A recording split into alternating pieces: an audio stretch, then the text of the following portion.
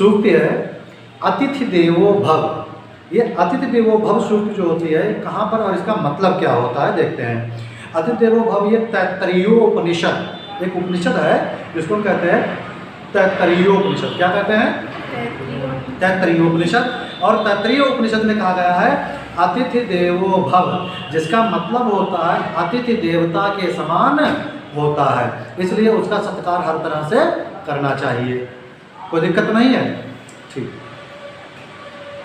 बहुत ही महत्वपूर्ण सूक्ति है, अभिज्ञान शाकुंतलम से ली गई है कि अर्थो हि कन्या परकीय एव। सूक्ति का मतलब होता है एक ही बात को सीधे सीधे कहना। तो कहा अर्थो ही कन्या परकीय एव, मतलब कन्या क्या होती है? धन है। और ये धन कैसा? परकीय एव, दूसरों का है। अर्थ माने धन, कन्या माने पुत्री। अर्थो ही कन्या परकीय एव, दूसरों का धन है पुत्री। ऐसा किसने कहा है? अभिज्ञान शाकुंतलम में काश्यप मुनि ने कहा है। किसने कहा है? काश्यप मुनि ने। आपसे टीजीटी टेट में, यूपी टीईटी में, सुपर टेट में पूछेगा कि अर्थो ही कन्या परकीय एव के वक्ता कौन है? तो वक्ता कौन होंगे? काश्यप मुनि, जिनको कर्ण ऋषि के नाम से जाना जाता है। ये पालित पुत्री थी इनकी, ठीक है। और कहाँ कहा गया है ये? अभिज्ञान शाकुंतलम ग्रंथ में। और अभिज्ञान शाकुंतलम की बात की जाए तो ये ग्रंथ किसके द्वारा लिखा गया है? कालिदास का ग्रंथ है। ये नाट्य कृति है। कौन सी कृति है ये इनकी नाट्य कृति है। इसका चौथा अंक जो है ये महत्वपूर्ण है। कौन सा अंक महत्वपूर्ण है? चौथा अंक महत्वपूर्ण है। चलिए, एक सूक्ति आती है, खूब कही भी जाती है वो कि असतो मा सद्गमय तमसो मा ज्योतिर्गमय मृतो मा अमृतम गमय। ये जो वाक्य है, ये जो सूक्तियाँ हैं कहाँ से ली गई हैं? तो ये बृहदारण्यकोपनिषद से ली गई। कौन से उपनिषद से? बृहदारण्यकोपनिषद से ली गई है। और उपनिषदों की संख्या अगर बात की जाए तो 108 मानी जाती है। तो उपनिषदों की संख्या कितनी मानी जाती है? लेकिन मुख्य रूप से आपके 9 उपनिषद हैं और 11 हैं। ईश के नकट प्रश्न, मुंड मांडूक्योपनिषद, तैत्तरीयोज छांदोग्यम, बृहदारण्यकम तथा श्वेतश्वतर। इस तरह से ये किससे लिया गया है? अंतिम जो गिना गया है बृहदारण्यक उपनिषद से लिया गया है। और असतो मा सद्गमय का मतलब होता है हे प्रभु मुझे असत्य से सत्य की ओर ले चलो। असतो मा सद्गमय, असत्य से सत्य की ओर ले चलो। तमसो मा ज्योतिर्गमय, तम माने अंधकार, अंधकार से मुझको ज्योति की ओर ले चलो। तमसो मा ज्योतिर्गमय। मृतो मा अमृतम गमय, और मृत्यु से मुझको अमरता की ओर लेकर चलो, अच्छाई की ओर चलो। कोई दिक्कत? आपका टीजीटी, पीजीटी और नेट आदि में पूछा जाता है, क्या है? अहो दुरंता बलवद विरोधितम। क्या कहा? कि अहो दुरंता बलवत विरोधितम। किसमें कहा गया है? किरातार्जुनीयम। किरातार्जुनीयम के प्रथम सर्ग के 23वें श्लोक में कहा है अहो दुरंता बलवद विरोधितम।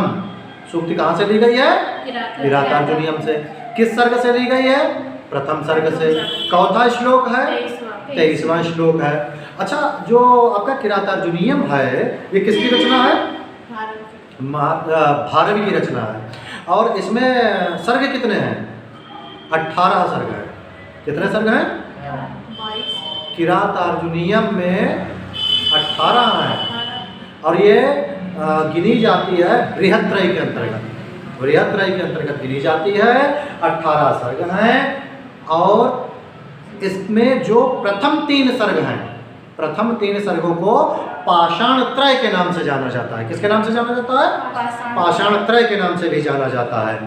तो इसमें क्या है कि बोले अहो दुरंता बलवद विरोधितम। क्या कहा? बोले अहो, अहो माने जो है, दुरंता बलवद विरोधितम। बोले देखो ऐसा, इसका तात्पर्य इस सूक्ति का कथन ये है कि बलवान से कभी भी विरोध नहीं करना चाहिए। अगर आपने बलवान से विरोध किया तो निश्चित रूप से आपका विनाश होगा। तो इसमें कहा अहो दुरंता बलवत विरोध का, बलवान से विरोध नहीं करना चाहिए, बलवान से वैर नहीं करना चाहिए, सीधा वैर कभी नहीं लेना चाहिए। एक सूक्ति आती है आचारो परमो धर्मः। क्या सूक्ति है? आचारो परमो धर्मः। आचारो परमो धर्म का मतलब होता है आचरण ही इस संसार का सबसे बड़ा धर्म है। क्या है सबसे बड़ा धर्म? अपना शुद्ध आचरण। आचारो परमो धर्मः। इसमें यह कहा गया है मनुस्मृति में, मनुस्मृति के पहले अध्याय में 108वें श्लोक में, 108वें श्लोक में पहले अध्याय के अंतर्गत मनुस्मृति में इस बात को कहा गया है। क्या कहा गया है?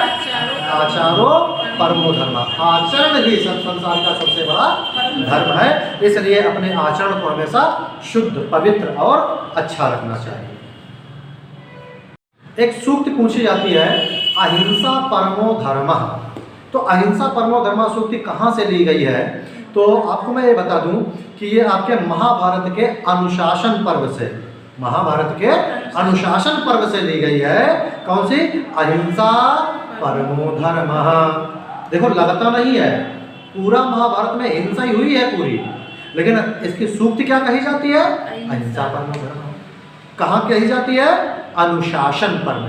देखो अनुशासित व्यक्ति होता है वही कहता है कि अहिंसा करनी चाहिए। कैसे याद रखोगे? पहले तो बात अहिंसा परमो धर्मः, महाभारत विरोधाभास। फिर विरोधाभास में क्या कहा? अहिंसा परमो धर्मः कहाँ से ली गई? अनुशासन पर्व। अनुशासन जहाँ पर होता है वहाँ पर अहिंसा होती है, जो अनुशासित रहता है। याद रहेगा? अनुशासन अहिंसा, अनुशासन अहिंसा, अनुशासन पर्व अहिंसा परमो धर्मः। ठीक। और इसका मतलब क्या होता है कि दूसरों को न सताना, दूसरों को कष्ट न देना, ये सबसे बड़ा धर्म है। किसने कहा है? महाभारत ने कहा। कहाँ कहा? अनुशासन पर्व कितने हैं महाभारत में? 18 पर्व है, याद रखना, पूछ लिया जा सकता है। 18 पर्व है। और महाभारत के लेखक कौन है? वेद व्यास। लेकिन महाभारत को लिपिबद्ध किसने किया था? गणेश जी ने। कहा जाता है गणेश ने लिपिबद्ध किया। इसके वक्ता जो थे वो वेद व्यास थे, वेद व्यास। ठीक है। अब बात करते हैं, एक सूक्ति बड़ी प्यारी सी दी गई है, ईशावास्यमिदं सर्वम। सूक्ति बस इतनी है। इस श्लोक की अगर बात की जाए तो ये आपका जो लिया गया है ईशावास्य उपनिषद से ही लिया गया है। ये काण्डशाकीय संहिता का 41वें अध्याय का ही ये प्रकरण है। काण्डशाकीय संहिता यजुर्वेद की। कौन सा है ये? ईशावास्य उपनिषद। ईशावास्य उपनिषद का जो पहला मंत्र है, पहला मंत्र यही है। क्या है? अगर पूरे मंत्र की बात की जाए तो ईशावास्यमिदं सर्वं यत्किंच जगत्यां जगत् तेन तिक्तेन भुञ्जीथा मा गृहात स्वेद्धनम्। संपूर्ण संसार किससे व्याप्त है? ईशावास्यमिदं सर्वम। इदं माने यह, सर्वम माने संपूर्ण, ईशावास्य माने प्रभु का वास है। इस पूरे संसार में किसका वास है? एकमात्र ईश्वर का वास है। इसलिए उस पर हमेशा श्रद्धावान रहना चाहिए। कहाँ से ली गई है सूक्ति? ईशावास्य उपनिषद का पहला श्लोक, पहला श्लोक है ये। ईशावास्यमिदं सर्वं यत्किंच जगत्यां जगत् तेन तिक्तेन भुञ्जीथा मा विधाता स्वेद्धनम्। ठीक। अगला है उत्तिष्ठ जागृत, उत्तिष्ठ जागृत प्राप्य वरं निबोधत। उत्तिष्ठ जागृत प्राप्य वरन निबोधत। कहाँ कहा गया है ऐसा? कठोपनिषद में कहा गया है। कठोपनिषद में वल्लियाँ हैं। क्या है? वल्लियों में विभाजित किया गया है। अगर कहा जाए कठोपनिषद किसमें विभाजित किया गया है तो ये वल्लियों में विभाजित किया गया है। कठोपनिषद में कहा गया है कि उत्तिष्ठ जागृत प्राप्य वरण्य निबोधत। आए मनुष्य उठो, उत्तिष्ठ जागृत जागो, मनुष्य उठो जागो और प्राप्य प्राप्त करो। क्या करो? प्राप्त करो। वरण्य बोधक, जो तुम्हारे योग्य, वर्ण योग्य है, जो तुम्हारे वर्ण के योग्य है, तुम्हारे प्राप्त करने योग्य है, उठो जागो और उसके लिए प्रयासरत होकर उसे प्राप्त करो। सो नहीं, पड़े मत रहो, निष्क्रिय मत बनो। कठोपनिषद क्या कहता है? निष्क्रिय बनकर नहीं रहना। कठोपनिषद कठोरता से अपने दायित्वों का, अपने उत्तरदायित्वों का पालन करो। नौकरी की तैयारी कर रहे हो तो सुबह 4 बजे उठो और अपनी तैयारी में जुट जाओ। उत्तिष्ठ जागृत प्राप्य वरण्य बोधक। अय विद्यार्थियों, उठो जागो और नौकरी को पाओ, पढ़ाई करो। किसने कहा है? कठोपनिषद का। अपने साथ कठोरता को लाओ, क्योंकि जब तुम विद्यार्थी जीवन में अपने लिए कठोर बनोगे तो वृद्धावस्था में वही तुम्हारे लिए मृदुलता बन जाएगी, पैसा खूब आएगा नौकरी से। ठीक है। अगली सूक्ति है किमिव हि मधुराणाम मंडनम नाकृतीनम। क्या कहा? बोले किमिव हि मधुराणाम मंडनम नाकृतीनाम। न आकृति नाम मंडनम, मंडनम न आकृति नाम। मंडनम माने होता है मंडित करना, प्राप्त कर लेना। न आकृति नाम, कौन सी वह चीज है? मधुराणाम किमिव, मधुराणाम माने होता है कोमल, मधुर, सुंदर। मतलब कोई अगर सुंदर नायिका, ये अभिज्ञान शाकुंतलम में कहा गया है। ये सूक्ति कहाँ से ली गई है? अभिज्ञान शाकुंतलम में। अभिज्ञान शाकुंतलम में कहा है कि मधुराणाम नाकृति नाम मंडनम न मधुराणाम किमवहि, किमवहि मधुराणाम नाकृतम। बोले कौन सी ऐसी चीज है जो सुंदर लोगों पर अच्छी नहीं लगती? अब भाई शकुंतला कैसी है? सुंदर है, रूप यौवन उसका बढ़िया है, तो वल्कल वस्त्रों में भी वो बहुत सुंदर लगती है। वल्कल वस्त्र साधु के वस्त्र, आभूषण नहीं है, फूलों का गजरा पहने हैं, फूलों का हार पहने हैं, फिर भी वो बहुत सुंदर लगती है। क्यों? क्योंकि कहा है, क्या कहा? बोले किमिव हि मधुराणाम। अरे ऐसी कौन सी चीज है जो सुंदरता में उसको और अच्छा नहीं करती, है ना? मंडनम नाकृति नाम। मंडनम माने और ज्यादा उसको सुशोभित कर देती है। मतलब सुंदर व्यक्ति पर तुम कोई कपड़ा पहना दो अच्छा लगेगा, और एकदम रंग कैसा हो? पक्का रंग हो। पक्के रंग पर आप बड़ा सोच कर वस्त्र भी पहनने पड़ते हैं कि कौन सा पहने। अब खूब गोरा चिट्टा बढ़िया सुंदर खूबसूरत शरीर हो, चाहे जो आप वस्त्र पहन लो खिल जाएगा। तो वही बात यहाँ पर कही गई है अभिज्ञान शाकुंतलम में कि किमिव हि मधुराणाम मंडनम नाकृति नाम। ऐसी कौन सी चीज है जो सुंदर लोगों पर सुशोभित नहीं होती? अर्थात हर चीज सुंदर लोगों पर सुशोभित होती है। सूक्ति है नास्तिको वेद निंदक। क्या सूक्ति है? नास्तिको वेद निंदक। कहाँ कही गई है ये? मनुस्मृति के दूसरे अध्याय के 11वें श्लोक में कही गई सूक्ति है कि मतराव पितराव तस्मात् सर्वयत्नेन पूजयत। मतराव पितराव तस्मात् सर्वयत्नेन पूजयत। माता और पिता की पूजा हर यत्न से करनी चाहिए, हर यत्न से करनी चाहिए। एक सूक्ति है माँ गृधा कश्वेधनम। माँ गृधा, मत करो, गृधा माने चाहत, कश्वित धनम, किसी दूसरे के धन की, कभी भी दूसरे धन का लोभ मत करो। ऐसा कहाँ कहा गया है? ईशावास्य उपनिषद में पहला श्लोक है ये, पहला मंत्र है माँ गृधा कश्वित धनम। मत करो कभी भी दूसरे के धन का लोभ। माँ गृधा कश्वित धनम।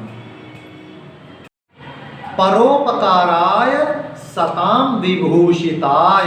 कहाँ कहा गया है ये?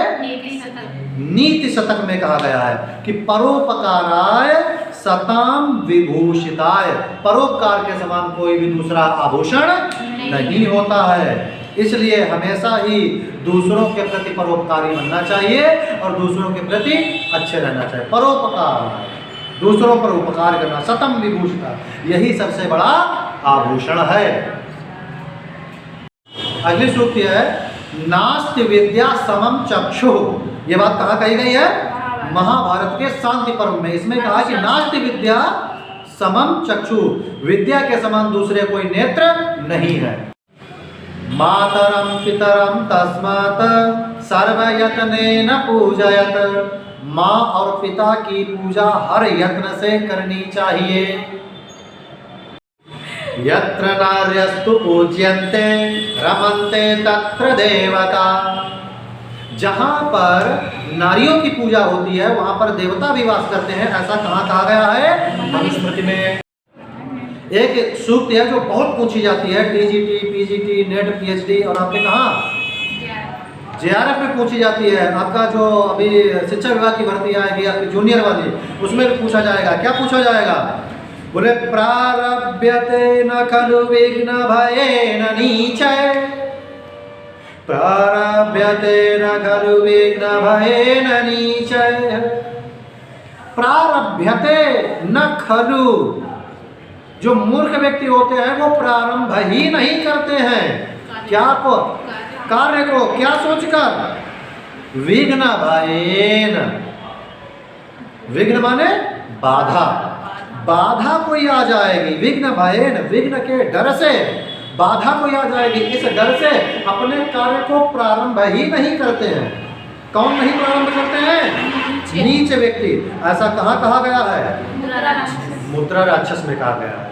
मुद्रा राक्षस किसने लिखी है? विशाख दत्त ने लिखी है। मुद्रा राक्षस के लेखक है विशाख दत्त। और ये बात नीति शतक में भी कही गई है। दोनों जगह ये बात, कई एक ऐसे श्लोक हैं जो दो जगह आपको मिल जाएंगे। तो क्या श्लोक है वो? क्या सूक्ति है आपकी? प्रारभ्यते न खलु विघ्न भयेन नीचैः, प्रारंभ ही नहीं करते हैं दुष्ट व्यक्ति किसी कार्य को विघ्न के भय से। किसी से पूछा गया भैया तुम तैयारी नहीं कर रहे? बोले हम जरूरत है। क्यों? क्योंकि उनको डर लगता है पास होने में। अगर बात की जाए शतक त्रय की, तो शतक त्रय में कौन कौन सी आते हैं? नीति शतक, श्रृंगार शतक और वैराग्य शतक। ये पूछा जा सकता है शतक त्रय कौन से ग्रंथ है? तो नीति शतक, वैराग्य शतक और श्रृंगार शतक, इनको शतक त्रय कहा जाता है। और ये तीनों रचनाएं भर्तृहरि की है। और भर्तृहरि की एक काव्य का क्या नाम, व्याकरण ग्रंथ भी है जिसको वाक्य पदीयम के नाम से जाना जाता है।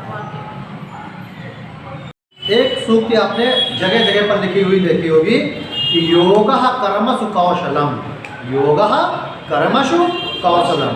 ये कहाँ लिखा गया है? ये भगवत गीता के दूसरे अध्याय के 50वें श्लोक में लिखा गया है, योगः कर्मसु कौशलम। इसका मतलब होता है कि कर्म ही योग है। कर्म योग इसमें का बताया गया कि योग क्या है? कर्म है। मतलब अपने कर्म को अपने दैनिक जीवन से जोड़ कर चलना चाहिए।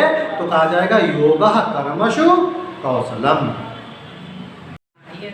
एक सूक्ति है बहुत आपने लिखी देखी होगी, वसुंधरैव कुटुंबकम, वसुंधरैव कुटुंबकम। इसका मतलब होता है संपूर्ण पृथ्वी एक परिवार है। एक सूक्ति आपको मिलती है, कहते हैं वाग भूषणम भूषणम, वाणी ही सच्चा आभूषण है। वाग, वाग माने होता है वाणी, भूषणम माने आभूषण है। और काहे का आभूषण है वो? वाणी का आभूषण है। और यही सच्चा आभूषण है। किसमें कहा गया है? नीति शतक में। क्या कहा है? वाग भूषणम भूषणम, वाणी रूपी आभूषण ही सबसे बड़ा आभूषण है। विद्या विहीनः पशुभिः समान, क्या कहा गया है? नीति शतक में कहा गया। भर्तृहरि की नीति शतक में कहा कि विद्या विहीनः पशुभिः समानः, विद्या से जो हीन होते हैं, जिनको विद्या नहीं होती है, वो कैसे होते हैं? वो पशु के समान होते हैं। साक्षात पशु को छविषाणहीन, वो साक्षात पशु होते हैं, पूछ और सींग से हीन, उनको पशु समझो। विद्या विहीन पशुभिः समान, जिनके अंदर विद्या नहीं है, ज्ञान नहीं है, साम्यता नहीं है, बुद्धि नहीं है, वो कैसे है? पशु के समान है। कहाँ कहा गया है? नीति शतक में। शीलम परम भूषणम, शीलम परम भूषणम कहाँ कहा गया है? नीति शतक में। इसका मतलब होता है कि अपने अंदर समायोजन करना सबसे बड़ा आभूषण है। सठे साठ्यम समाचरेत, दुष्ट के साथ दुष्टता करनी चाहिए। कहाँ से कहा गया है ये? नीति शतक। नीति शतक में कहा गया है सठे साठ्यम समाचरेत, दुष्ट के साथ दुष्टता का व्यवहार करो। शरीर मध्यम खलु धर्म साधनम, क्या सूक्ति है? शरीर मध्यम खलु धर्म साधनम कहाँ से ली गई है? कुमार संभवम के 5वें सर्ग के 33वें श्लोक में कहा गया है शरीर मध्यम खलु धर्म साधनम। इसका मतलब है कि जो शरीर है ये समस्त धर्मों का साधन है, इससे ही समस्त धर्मों का योजन किया जाता है। शरीर मध्यम, शरीरम अद्यम खलु धर्म साधनम, समस्त धर्मों का ये क्या है? संग्रह करता है, यही समस्त चीज़ों का निग्रह करता है, समस्त चीज़ों की योजनाएं बनाता है। अगर शरीर आपका जीर्ण हो जाए, शरीर व्यर्थ हो जाए, शरीर रोगी हो जाए तो आप कुछ कर पाओगे? नहीं। कहाँ कहा गया है? कुमार संभव में कहा गया है शरीर मध्यम खलु धर्म साधनम। क्या आपको पता है कुमार संभव में सर्ग कितने हैं? 17 सर्ग हैं। कितने सर्ग हैं? 17 सर्ग हैं कुमार संभव में, और इसको लघुत्रय के अंतर्गत गिना जाता है। किसके अंतर्गत गिना जाता है? लघुत्रय। लघुत्रय में कौन कौन से ग्रंथ है? कुमार संभवम, मेघदूतम और रघुवंशम, ये 3 ग्रंथ मिलकर लघुत्रय बनाते हैं। और तीनों ग्रंथ किनके हैं? कालिदास के हैं। तीनों ग्रंथ कालिदास के हैं। सूक्ति है भूषणम मौन पंडितानाम, भूषणम मौन पंडितानाम। नीति शतक में कहा कि मौन सबसे बड़ा आभूषण होता है। अगर आपको ज्ञान नहीं है, आपको विद्या नहीं है, आपके अंदर कोई साम्यता नहीं है, तो इसका मतलब क्या है? आप मूर्ख हो। अब मूर्ख का सबसे बड़ा आभूषण क्या है? चुप रहना। चुप रहो। अगर ज्ञान ना हो तो शांत रहो बस। आपका प्रश्न बड़ा उचित है कि नीति शतक क्या है? नीति शतक एक ग्रंथ है। नीति शतक का मतलब 100, शतक माने 100। नीति शतक में भर्तृहरि ने कैसे राज्य करना चाहिए इस बात का वर्णन किया था। किन्होंने किया था? राजा भर्तृहरि ने नीति के 2 श्लोकों का वर्णन किया, जैसे चाणक्य नीति, ऐसे ही भर्तृहरि शतक है नीति शतक। ठीक। सहसा विदधीत न क्रियाम, क्या कहा कि सहसा विदधीत न क्रियाम, अचानक किसी कार्य को प्रारंभ नहीं करना चाहिए। बिना विचार किए, बिना राय मशवरा किए, बिना अपने बड़ों की अनुमति लिए अचानक किसी भी बड़े कार्य को प्रारंभ नहीं करना चाहिए। सहसा विदधीत न क्रियाम, ऐसा कहाँ कहा गया है? किरातार्जुनीयम में कहा गया। किसने कहा है? किरातार्जुनीयम लिखी है भारवी ने, लेकिन ये शब्द कहा है युधिष्ठिर ने भीम को शांत करने के लिए। भीम बड़े जब नाराज हो जाते, कहते हैं अभी युद्ध करके इनको हराएंगे, तब जो है वो कहते हैं कि बेटा भैया शांत हो जाओ, अचानक किसी कार्य को प्रारंभ नहीं करना चाहिए। तो कौन वक्ता है? वक्ता कौन है इसका? युधिष्ठिर। श्रोता कौन है? भीम। लेखक कौन है? भारवी। और लिखा कहाँ है? किरातार्जुनीयम में। और सूक्ति क्या है? सहसा विदधीत न क्रियाम। और अर्थ क्या है? अचानक बिना विचारे किसी क्रिया को संपन्न या शुरू नहीं करना चाहिए। बहुत ही महत्वपूर्ण सूक्ति है। साहसे श्री प्रतिवशति, साहसे श्री प्रतिवशति, ऐसा कहाँ कहा गया है? मृच्छकटिकम के 4th अंक में कहा गया है कि साहस में ही लक्ष्मी का निवास होता है। अब ये बताइएगा कि अभी जो सूक्ति आई है साहसे श्री प्रतिवशति, साहसे श्री प्रतिवशति, ऐसा किस ग्रंथ में कहा गया है? मृच्छकटिकम में। मृच्छकटिक के 4th अंक में कहा गया है। अब महत्वपूर्ण बात यह है कि मृच्छकटिक जो ग्रंथ है इसके लेखक कौन है? राजा शूद्रक है। कौन है इसके लेखक? राजा शूद्रक ने लिखी है। और ये दलित विमर्श का पहला ग्रंथ है जिसमें दलितों का वर्णन किया गया है। दलित विमर्श का पहला ग्रंथ। आपसे प्रश्न आ सकता है दलित विमर्श का पहला ग्रंथ कौन सा है जिसमें दलितों का वर्णन किया गया है? तो मृच्छकटिकम है। किसने लिखा है? राजा शूद्रक ने लिखा है। इसमें अंक कितने हैं? 10 अंक हैं। अगर अंक की टोटल अंकों की बात की जाए तो कितने अंक हैं इसमें? 10 अंक हैं। मृच्छकटिका में 10 अंक। इसका प्रमुख नायक कौन है? चारुदत्त। चारुदत्त की पत्नी का नाम क्या था? धूर्ता। चारुदत्त की प्रेमिका का नाम क्या था? वसंत सेना। ठीक है। और ये बात कही किसने है? ये बात सर्विलक कह गया है। सर्विलक क्या कहता है? कह रहा है कि साहसे श्री प्रतिवसते, साहस में ही लक्ष्मी का वास होता है। जो व्यक्ति साहसी होते हैं उनको समस्त सुख मिलते हैं, लक्ष्मी वही आती है। कहा भी जाता है वीर भोग्या वसुंधरा, धरती के समस्त सुखों का भोग कौन करता है? जो वीर होते हैं, जो साहसी होते हैं। अति स्नेह पाप संकी, अत्यधिक प्रेम भी पाप को पैदा करता है, ऐसा किसने कहा है? अभिज्ञान शाकुंतलम के 4th अंक में कहा गया है। बहुत सुंदर सा एक सूक्ति है कि अस्या अहम त्वयि च हम प्रतिवीति चिंता, अस्या अहम त्वयि च हम प्रतिवीति चिंता। कहा अभिज्ञान शाकुंतलम में कण्व ऋषि कहते हैं। इस सूक्त के वक्ता कौन है? कण्व ऋषि, जिनको काश्यप ऋषि के नाम से भी जाना जाता है। किस नाम से जाना जाता है? काश्यप ऋषि कहते हैं। क्या कहते हैं? बोले अस्या अहम त्वयि च हम प्रतिवीत चिंता।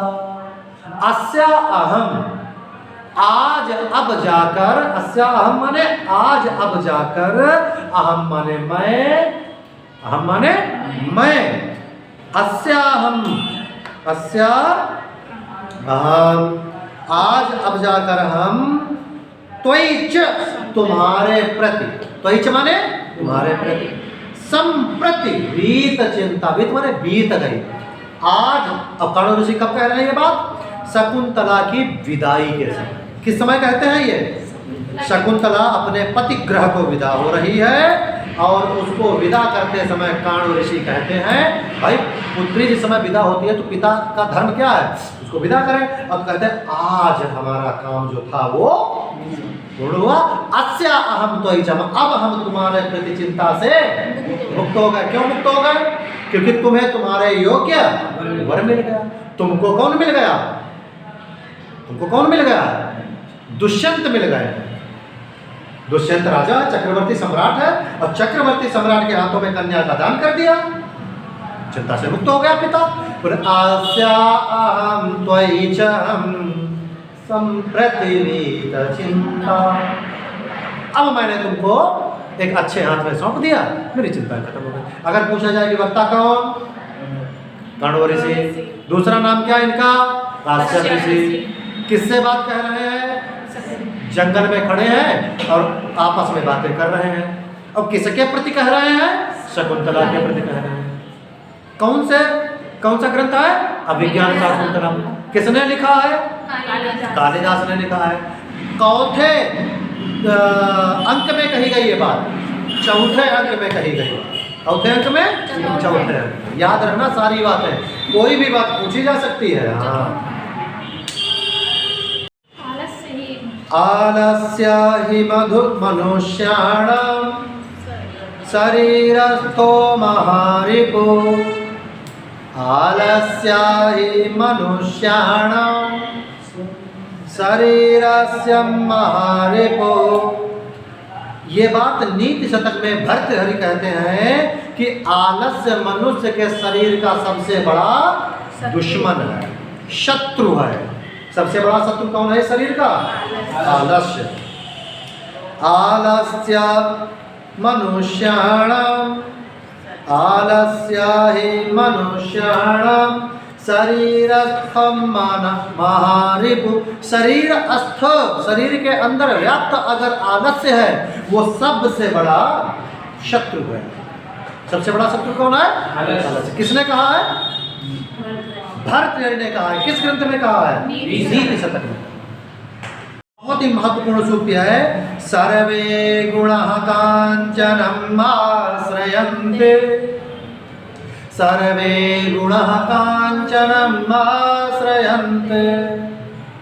समस्त गुण कांचन अर्थात सोने में ही वास करते हैं। वाह, जिंदगी भर सोते रहो आप, यही हुआ ना? नहीं, सर्वे गुण कांचनम आश्रयन्ते। कांचनम माने स्वर्ण, स्वर्ण माने सोना। जो इसका मतलब ये लाक्षणिक शब्द शक्ति पर आधारित सूक्ति है, बहुत महत्वपूर्ण सूक्ति है, को पूछी जाती है। क्या कहा कि समस्त गुण धन में संपन्न है। जो व्यक्ति धनवान है उसमें ही समस्त गुण गिने जाते हैं। मतलब धनवान व्यक्ति अगर कोई अपराध भी कर दे तो वो अपराध की श्रेणी में गिना नहीं जाता। राजा अथवा राजा के बेटे से कोई अपराध हो जाए तो वो क्षम्य कहलाता है। क्यों? क्योंकि वो धनवान है। यस्याहितस्य मित्राणि यस्याहितस्य बांधवा और यस्याहितस्य पुमान् लोके सर्वे सर्वे गुणाश्रयन्ते। ये क्या है? जिसके पास धन है वही पूजनीय, जिसके पास धन है वही सम्मानित, जिसके पास धन है उसकी बात मान लो। धन की महत्ता का वर्णन किया गया है। किस ग्रंथ में किया गया है? नीति शतक में। महाराज भर्तृहरि लिखते हैं नीति शतक के अंतर्गत, क्या लिखते हैं? बोले सर्वे गुणः कांचनम् आश्रयन्ते।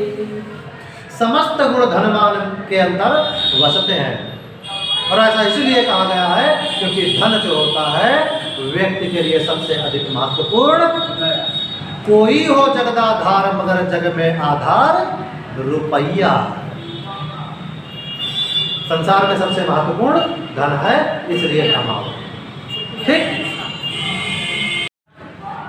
आज्ञा गुरुणाम अविचारणीय। गुरु की आज्ञा पर कभी भी विचार नहीं करना चाहिए। ये तो उल्टी बात हो गई। नहीं, अब इसको समझो कैसे। बोले आज्ञा गुरुणाम अविचारणीय, मतलब गुरु अगर आज्ञा दे तो कभी भी उस पर सोचो नहीं, वो काम तुरंत कर डालो। माता पिता, गुरु, बड़ा भाई अगर आपको कोई आज्ञा दे तो आज्ञा गुरुनाम अविचारणीय। गुरु माने बड़ा, आपसे बड़ा व्यक्ति, माता पिता गुरु भाई अगर आपको कोई आज्ञा देते हैं तो अविचारणीय, उस पर बिना विचार किए उसको तत्काल करो। किसने कहा ये? किसने कहा? बताओ। आज्ञा क्या कहा है? आज्ञा गुरुणाम अविचारणीय, रघुवंश महाकाव्य में। किसमें कहा गया है? रघुवंश महाकाव्य में कहा गया है आज्ञा गुरुणाम अविचारणीय। बिना विचार गुरु की आज्ञा मानो, रघुवंश महाकाव्य में। और रघुवंश महाकाव्य जो है ये 14वें अंक में ये बात कही गई। 14वें अंक के 46वें श्लोक में। क्या आपको पता है रघुवंश महाकाव्य में कितने सर्ग हैं? ये 14वें सर्ग की बात है। सर्ग कितने हैं? 17। रघुवंश महाकाव्य में 19 सर्ग हैं। रघुवंश महाकाव्य में 19 सर्ग हैं। और रघुवंश महाकाव्य लिखा किसने है? कालिदास ने।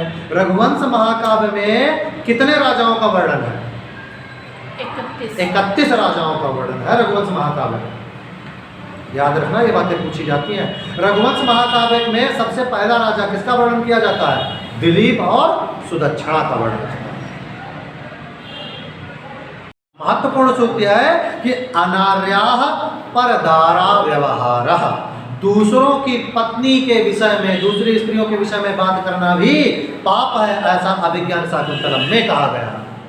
मुद्रा राक्षस में कहा गया है अत्यादरः संकनीयः। बहुत ज्यादा अगर आपका आदर हो रहा है तो जरूर कोई अनिष्ट या कोई शंका वाली बात है। अवेहि मां कामुधाम प्रसन्नम। ये जो सूक्ति है ये ली गई है रघुवंश महाकाव्य से। किससे ली गई है? रघुवंश महाकाव्य में कहा गया है अवेहि मां कामुधाम प्रसन्नाम। मुझको केवल गाय मत समझो। अवेहि माम, मुझको, माम कामुधम प्रसन्नम, मुझको कामधेनु गाय की समझो। मुझको केवल गाय मत समझो दूध देने वाली, मुझको कामधेनु गाय समझो। क्यों? क्योंकि मैं तुम्हारे योग्य हर वरदान को दे सकती हूँ। ये सूक्ति किसमें कही गई है? रघुवंश महाकाव्य में कही गई है। और इस सूक्ति को रघुवंश महाकाव्य के दूसरे सर्ग के 63वें श्लोक के द्वारा कहा गया है। अब रघुवंश में कितने सर्ग हैं? 19 सर्ग हैं। रघुवंश किसने लिखी है? कालिदास ने। और ये किससे कहा गया है? अब किसने कहा गया है? सूक्ति केवल सूक्ति जानना महत्वपूर्ण नहीं होता है, सूक्ति में ये जानो किसने कही और किसके लिए कही गई है। यह सूक्ति नंदिनी गाय कह रही है। नंदिनी गाय कह रही है। किससे कह रही है? राजा दिलीप से कह रही है। दिलीप की पत्नी सुदक्षिणा है। ये भी प्रश्न आता है, दिलीप की पत्नी का नाम क्या था? सुदक्षिणा का। दिलीप ने किस गाय की सेवा की? नंदिनी गाय की सेवा की है। तो दिलीप की पत्नी सुदक्षिणा है और नंदिनी गाय दिलीप से कह रही है कि आप पुत्र रत्न की प्राप्ति के लिए मुझसे वरदान प्राप्त कर लीजिए, मुझको केवल गाय मत समझो। अनत क्रमणीया नियति रीति, अर्थात ये बात कहाँ कही गई है? कादंबरी में कही गई है। चंद्रापीठ से कहा गया, चंद्रापीठ से सुखनासोपदेश में कहा गया। सुखनास ने चंद्रापीठ से कहा है, कहा कि अनत क्रमणीया, अतिक्रमण नहीं किया जा सकता। किसका? नियति रीति, नियति का कभी अतिक्रमण नहीं किया जा सकता, अर्थात जो होनी है वो होकर रहेगी, उसे टाला नहीं जा सकता है। ऐसा कहा गया है कादंबरी में कहा गया। कादंबरी के लेखक कौन है? बाणभट्ट है। कादंबरी के 2 भाग हैं, कथामुखम और हितोपदेश, जिसमें उनको उपदेश दिया गया है। 2 खंड हैं, 2 भाग हैं कादंबरी के। ठीक है। कादंबरी का मुख्य नायक कौन है? चंद्रापीठ। और कादंबरी की नायिका कौन है? कादंबरी ही है। और कादंबरी का तात्पर्य क्या है? कादंबरी का मतलब होता है मदिरा। बहुत ही महत्वपूर्ण एक सूक्ति है। कहा गया है कि ओदकांतम स्नेग्धो जनेनो गंतव्या। कहा कि अभिज्ञान शाकुंतलम में जो ये सारंगधर है, ये बहुत ही बुद्धिमान था। सारंगधर ने कहा कि जिसको विदा किया जाए, विदा करते समय पीछे कहाँ तक जाना चाहिए। इसलिए पीछे पीछे काफ़ी दूर तक लोग जाते हैं। अब शकुंतला विदा हो रही है, शकुंतला को विदा करने पूरा आश्रम आया है, तो कहाँ तक उसके पीछे जाना चाहिए? तो जब वो उदक माने होता है जल, पानी की धार पड़ जाए तो धार के पार फिर विदाई नहीं देनी चाहिए। अब वो आ चुका है धार के पास में, शकुंतला सची तीर्थ से जाती है फिर। तो कहा ओदकांतम, उदक माने होता है पानी, उदक माने पानी। ओदकांतम स्निग्धो, स्निग्धो माने प्रेमी जनों को, अपने जनों को। ओदकांतम पानी के किनारे तक अपने जनों को। कहाँ तक? पानी के। जने अनुगंतव्या, शीघ्र जने अपने जनों का अनुगंतव्य, अनुगमन कहाँ तक करना चाहिए? जल के रहने तक, जल तक करना चाहिए, फिर आगे नहीं करना चाहिए। तो ये बात किसने कही है? सारंगधर ने कही है। ठीक है। वक्ता कौन है? सारंगधर। सारंगधर शिष्य किसका था? कण्व ऋषि का। किसका शिष्य था? कण्व ऋषि का। उत्तर रामचरितम में एक सूक्ति कही गई है कि एको रसः करुण बभूव, एको रसः करुण एव निमित्त भेदा। एको रसः करुण एव निमित्त भेदा। रस कौन सा है? केवल एक है और वो है करुण रस। निमित्त भेदा, और इसके भेद अनंत है।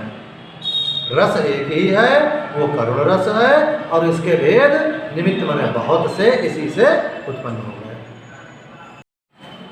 उत्सव प्रिया खलु मनुष्य। क्या कहा? उत्सव प्रिया खलु मनुष्याः। अभिज्ञान शाकुंतलम में ये जो सूक्ति कही गई है बहुत महत्वपूर्ण है, कई बार पूछी गई है। 6ठे अंक में कहा गया है उत्सव प्रिय खलु मनुष्य, मतलब जो मनुष्य होता है, जो अच्छे मनुष्य, खलु माने होता है अच्छा, खलु माने दुष्ट भी होता है, खलु माने दुष्ट भी होता है, खलु माने अच्छा भी होता है। तो बोले जो अच्छे व्यक्ति होते हैं वो कैसे होते हैं? उत्सव प्रिय व्यक्ति होते हैं, उनको उत्सव बड़ा प्रिय होता है। कोई कार्य होना, कोई उत्सव मनाना, ये सारी चीज़ें बहुत ही प्रिय रहती हैं। तो मनुष्य जो होता है वो कैसा होता है? उत्सव प्रिय होता है। ऐसा कहाँ कहा गया है? अभिज्ञान शाकुंतलम में। आपका अभिज्ञान शाकुंतलम में कहा गया है कि अपसृत पांडुपत्र मुंच श्रूणीवलता। अभिज्ञान शाकुंतलम के चतुर्थ अध्याय के 12वें श्लोक में कहा गया है कि जिस समय पर शकुंतला अपने पतिग्रह को चलती है उस समय पर उस वन में, उस उपवन में जो लता पत्र पत्ते थे, जो पेड़ पौधे थे, वो सब दुखी हो जाते हैं और शकुंतला को विदाई देते हैं। और विदाई देने के स्वरूप में जो पत्ते जो हैं वो पेड़ से टपकने लगते हैं, पत्ते पेड़ को छोड़ने लगते हैं। ऐसा लग रहा है कि पत्ते अपने आंसू गिरा रहे हों। तो वो बात कही गई है कि अपसृत गिर रहे हैं पांडुपत्र, पांडु माने पीले पत्र, पांडुपत्र माने पीले, और मुंचत्य श्रुणीवलता, मुंचत्य माने रो रही हैं, श्रुणीवलताएं, लताएं देख देख कर रो रही हैं मानो। ये जो सूक्ति अब बोल रहा हूँ, इस सूक्ति को आपकी परीक्षाओं में अक्सर ये पूछा जाता है कि ये सूक्ति का वक्ता कौन है। सूक्ति में केवल सूक्ति महत्वपूर्ण नहीं होती है, अपितु उसका वक्ता कौन है ये भी महत्वपूर्ण होता है, किस ग्रंथ से लिया गया ये भी महत्वपूर्ण होता है। तो सूक्ति है कि को नामो श्लोदकेन नव मल्लिकाम सिंचति। अब इसका अर्थ देखते हैं। कहा को नाम उष्ण उदकेन, इसका विच्छेद क्या होगा? को नाम, ऐसा कौन सा व्यक्ति है? को नाम माने कौन सा ऐसा व्यक्ति है? को नाम उदकेन उष्ण, उष्ण माने गरम, उदक माने पानी। अरे ऐसा कौन वज्रमूर्ख होगा, ऐसा कौन व्यक्ति होगा, मुझे नाम बताओ, जो गर्म पानी से क्या करे? नवमल्लिकाम सिंचति, एक नए पेड़ को, नया कोई पेड़ उगा हो और उसका गर्म पानी से खूब सींच दे, क्या होगा? वो मर जाएगा, पेड़ खत्म हो जाएगा। तो अब ये कौन कह रहा है? ये कहा किसने है? ये ज्यादा पूछा जाता है। किसने कहा है? ये प्रियंवदा कहती है। अब किससे कह रही है? अपनी सखी से ही कह रही है, अनुसुईया से। प्रियंवदा अनुसुईया से कह रही है कि नवमल्लिका को गर्म पानी से कौन सींचता है भाई? मूर्ख व्यक्ति सींचता है, मूर्ख भी नहीं सींचता है। मैं लोग कहता कौन सींचता, मतलब कोई नहीं, मूर्खों नहीं सींचते, वो भी जानते हैं। और इधर ये क्या कर रहा है? शकुंतला क्या कर रही है? अपने आप को परेशान कर रही है। भाई कितनी बड़ी कोमल सी, ये दशा देखकर, शकुंतला की विरह दशा को देखकर कि ये बताओ इतना कोमल शरीर इसका, और ये तड़प रही है, अपने आप को नुकसान तो पहुंचाएगी तड़प कर। तो ये तड़प देखकर अनुसुईया कहती है, वो प्रियंवदा कहती है अनुसुईया से कि ऐ सखी, बोले को नामो श्लोदकम, अरे कौन ऐसा व्यक्ति है जो उष्ण मतलब गर्म पानी से नवमल्लिका सींचे? हमेशा याद रखना। सूक्ति है गरीयसी गुरोह आज्ञा, गुरु की आज्ञा हमेशा महान और बड़ी होती है, गुरु की आज्ञा का पालन करना चाहिए, ऐसा कादंबरी में कहा गया है। और कहाँ कहा गया है? चंद्रापीठ को उपदेश करते हुए सुखनाथ कहता है, क्या कहता है कि गरीयसी गुरोह आज्ञा, गुरु की आज्ञा गरीयसी होती है, बड़ों की आज्ञा को मानना चाहिए।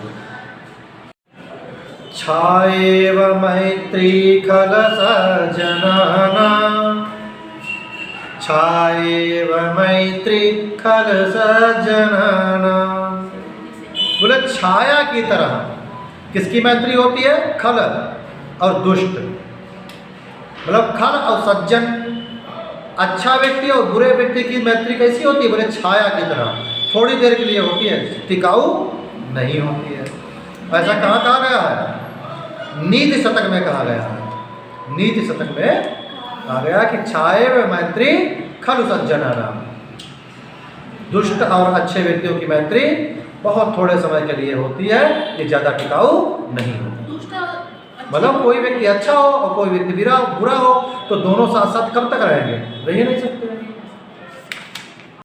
सूक्ति है दुखम न्यासस्य रक्षणम, दुखम न्यासस्य रक्षणम, ऐसा स्वप्न वासव दत्तम में कहा गया है प्रथम अंक के 10वें श्लोक के द्वारा कि कहा दुख न्यासस्य रक्षणम, अर्थात किसी भी धन संपदा या किसी भी धरोहर को संभाल कर रखना ये बड़ा कष्ट का कार्य होता है।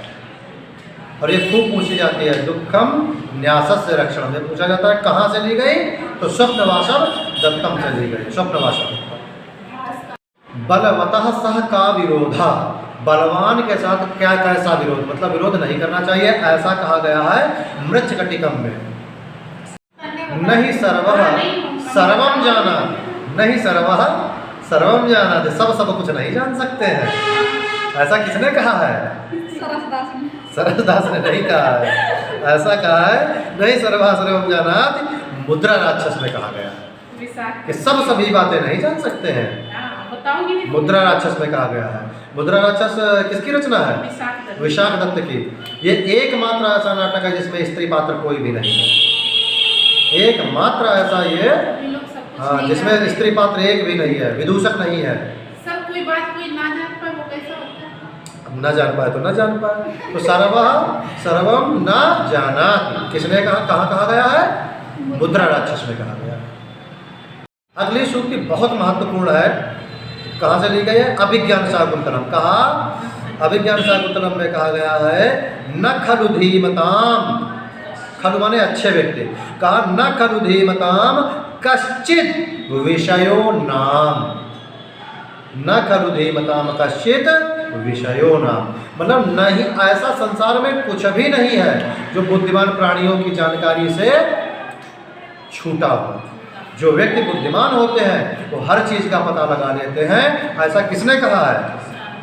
सारंग रव कहता है विद्वानों के लिए कोई भी चीज अज्ञात नहीं होती है। धैर्य धना ही साधव, धैर्य धना ही साधव, सज्जन लोगों का जो धन है वो क्या है? धैर्य है। ऐसा कहाँ कहा गया है? कादंबरी के चंद्रापीठ के द्वारा उपदेशित करते हुए सुखनास कहता है। सुखनास क्या कहता है चंद्रापीठ से? धैर्य धना ही साधव, धैर्य ही सबसे बड़ा धन है। अब मैं आपको वो सूक्ति बता रहा हूँ जो अब तक सर्वाधिक बार पूछी गई है, इसका इतिहास ही निराला है। कहा गया है कि हितम मनोहारि च दुर्लभम वचः, हितकर और सुंदर लगने वाले वचन, हितम मनोहारि च, हितकर भी हो और सुंदर भी लगे, हितम मनोहारि च दुर्लभम वचः, ऐसे वचन होते हैं दुर्लभ, अर्थात ऐसे वचन सुनना बहुत कठिन होता है अथवा सुनाना बहुत कठिन होता है जो हितकर भी हो और सुंदर भी हो। हितकर जो हित चाहने वाले होते हैं उनके वचन कठोर होते हैं। और ये बात किसने कही है? ये बात वनेचर ने कही है। किससे कही है? युधिष्ठिर से कही है। किस ग्रंथ में कही है? किरातार्जुनीयम में कही है। किस सर्ग में कही है? प्रथम सर्ग में कही है। कहाँ कही है? जंगल में कही है ना। और किससे? युधिष्ठिर से कही। किसने कही? वनेचर। तो ये सारी बातें, इसके विषय में तो कुछ भी पूछा जा सकता है, बहुत ही महत्वपूर्ण सूक्ति है, सबसे अधिक बार इसको पूछा गया है। आओ बात करते हैं अब ग्रंथों की। तो ग्रंथ में अगर बात की जाए किसी की, तो इसका चर्चा हम कर चुके हैं। किरातार्जुनीयम किसकी रचना है? भारवी की रचना है। इसको बृहत्रय के अंतर्गत लिखा जाता है। इसके प्रथम 3 खंडों को पाषाणत्रय के नाम से जाना जाता है। इसमें 18 सर्ग हैं। प्रथम खंड में 46 सर्ग, वो 46 श्लोक है। ठीक है, तो ये सारी बातें आपसे पूछी जाती है। इसका पहला छंद जो है वो वंशस्थ छंद है, 1 से लेकर जो है 44 तक वंशस्थ छंद है। फिर स्रग्धरा है और उसके बाद मालिनी छंद है। इसमें और भी आते हैं बहुभाषिणः न श्रद्धन्ति लोकाः, बहुत ज़्यादा बोलने वाले पर लोग विश्वास नहीं करते हैं, ऐसा कहा गया है कादंबरी में। बलवान जननी स्नेहः, ऐसा जो है कहा गया है कादंबरी में, कहा कि माता का स्नेह सबसे शक्तिशाली होता है। बलवती ही भवितव्या। बलवती ही भवितव्या माने होनी बलवान होती है और होकर ही रहती है। ऐसा कादम्बरी में कहा गया है, चंद्रापीठ के लिए सुखनाथ ने कहा। सूक्त है कालस्य कुटिलः गति। काल की गति बहुत टेढ़ी होती है, इसको कोई जान नहीं सकता। गुणोर्विहीना बहुजल्पयन्ति, अर्थात गुण से जो विहीन होते हैं वो बहुत ज़्यादा बकवास करते हैं। जननी जन्मभूमिश्च स्वर्गादपि गरीयसी, जननी और जन्मभूमि स्वर्ग से भी बढ़कर होती है। दैवो दुर्बलम घातकः, देवता भी दुर्बलों पर सबसे ज़्यादा घात लगाते हैं, सबसे ज़्यादा परेशान करते हैं। नहि सुप्तस्य सिंहस्य प्रविश्यन्ति मुखे मृगा, अर्थात सोते हुए सिंह के मुख में कभी भी हिरण अपने आप प्रवेश नहीं करता है। नैकत्र सर्वे गुणः सन्निपातः, अर्थात सभी गुण एक ही जगह पर कभी नहीं मिलते हैं। पयः पानं भुजंगानां केवलम विषवर्धनम, सर्प को दूध पिलाकर केवल विष का वर्धन किया जाता है। मुंडे मुंडे मातिर्भिन्ना, मुंडे मुंडे मत्र भिन्ना, जितने सर उतनी बातें, इसका मतलब है जितने सर उतनी बातें। मौनम स्वार्थ साधनम, चुप रहने से बहुत से संकट टल जाते हैं और अपना कार्य भी सिद्ध हो जाता है। विनाश काले विपरीत बुद्धि, विनाश काल के समय पर, कष्ट के समय पर बुद्धि हमेशा विपरीत हो जाती है। विद्या धनम सर्वधनम प्रधानम, विद्या रूपी धन समस्त धनों में सबसे उत्तम और प्रधान होती है। विद्या विहीनः पशुभे समाना, अर्थात जो लोग विद्या से हीन होते हैं वो पशु के समान होते हैं।